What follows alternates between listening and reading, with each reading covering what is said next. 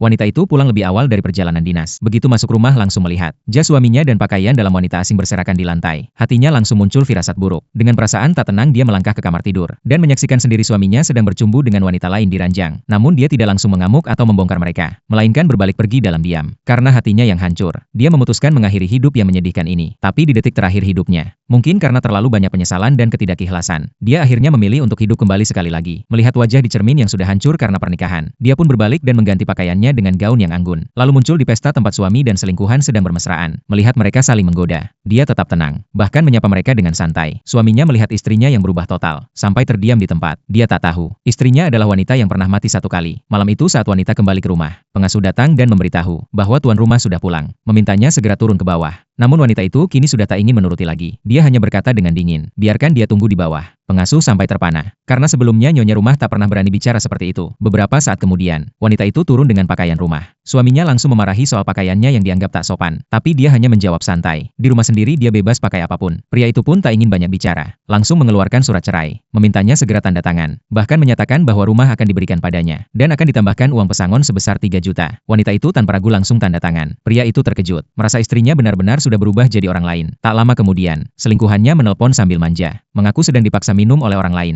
meminta si pria segera datang menolong. Pria itu pun langsung berdiri dan pergi. Tak sadar semua itu telah diam-diam disaksikan oleh wanita. Wanita itu diam-diam mengikuti pria itu ke klub malam. Dalam hati bersumpah, malam ini dia harus menemukan pria yang bisa membuat hatinya berdebar. Sayangnya dia tak punya tiket untuk masuk. Lalu dia mencoba menggoda pria yang naik mobil mewah, meminta ditumpangi masuk ke dalam. Namun pria dalam mobil yang ternyata seorang presiden direktur, langsung menolak dan menutup jendela. Mobil itu pun melaju pergi. Saat wanita hendak masuk lewat pintu utama, dia langsung dihalangi. Tepat saat itu, uang 3 juta dari suaminya masuk ke rekening. Dia pun langsung menunjukkan bukti transfer, menggunakan nama suaminya untuk bisa masuk. Baru saja masuk ke aula, dia kembali bertemu pria pemilik mobil mewah tadi. Dari pembicaraan orang-orang di sekitar, baru tahu bahwa pria itu adalah putra dari orang terkaya, namun tak pernah mengandalkan latar belakang keluarganya, dan membangun kerajaan bisnis sendiri dari nol. Pria itu terkenal dingin dan tegas, dan tak pernah dekat dengan wanita manapun. Mata wanita itu langsung berbinar. Dia memutuskan malam ini harus bisa mendapatkan pria itu. Lalu dengan percaya diri berjalan mendekat, menyapanya dengan hangat.